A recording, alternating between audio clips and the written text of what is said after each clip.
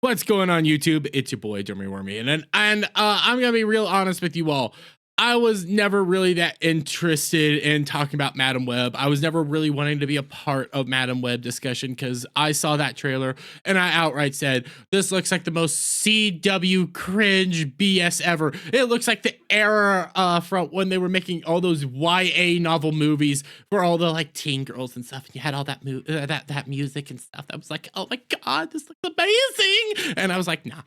I couldn't. There's even levels of cringe that I have to stay away from because I'll go insane, you know, even though I like watching cringe. But you come over here. This was a rumor that started coming out last week. Madam Web originally established Andrew Garfield as Sony Universe's current Spider-Man underwent massive reshoots after a switch to Tom Holland effed up film's timeline. That's right. So this is a rumor that's going around that basically says that, hey, they originally wanted to put Andrew Garfield in as the Sony Universe's timeline, their Spider-Man, because a lot of people kind of want that and wanted to do with this.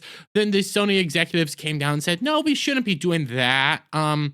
Let's put Tom Holland in because Tom Holland will work out really well. We'll say that this is the guy, you know, he's the current iteration of Spider-Man. Everybody's going to love it. The problem is it ended up butchering their timeline because Tom Holland's Spider-Man actually takes place much later in the actual timeline when all this stuff is taking place. And our wonderful, fantastic Andrew Garfield would have made logical sense. But because of this, and I want to specify this rumor, because of this rumor, it kind of gets more credence when you come over here. Madam Web director puts final nail in film's box office coffin, confirms Spider-Man spinoff takes place in a standalone world. Now, why is this like rumor kind of being confirmed by this? Well, you start scrolling down here. Clarkson confirmed this production fumbling during a January 19th interview given to Entertainment Weekly.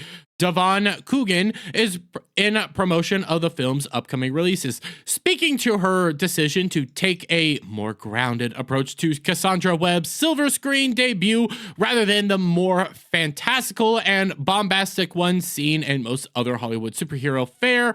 The director explained that she did so in service of what she saw as the psychological, cerebral nature of the titular heroine's powers.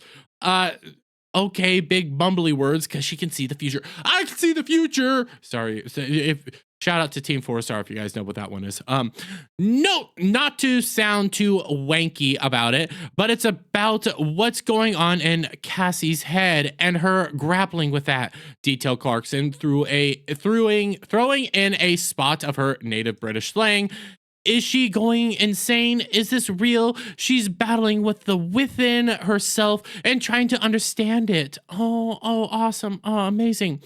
In light of this supposed desire to keep the film from getting too in the sky with its plot, the Marvel Jessica Jones and Marvel's Defenders director then revealed that Cassandra's story takes place completely separate from other MCU Sony aforementioned Spider-Man without a Spider-Man universe or any other established continuity.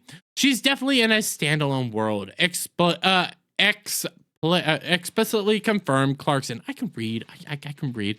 I was able to just have free reign and let the movie be what it needed to be, so as opposed to trying to force it into something else. That was a gift and a way to be able to take something and bring a fresh and I hope original take to it. Oh, that's awesome.